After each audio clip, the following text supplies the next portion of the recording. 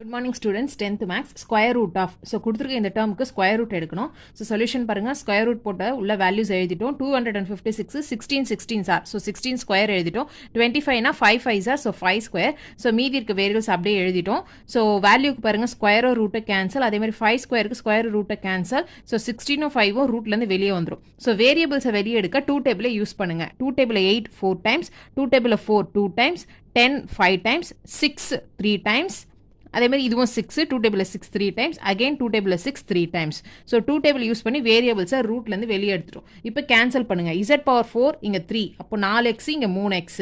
So 3x இதில் கழிச்சோன்னா balance 1x so 1x இருக்குது next 2y 3yல போயிடுச்சுன்னா பேலன்ஸ் 1y இருக்கும் அந்த 1y கீழே இருக்குது அதேமாதிரி 5zல 3z போயிடுச்சுன்னா பேலன்ஸ் 2z இருக்கும் so z square so option 4th option is the correct answer. Thank you.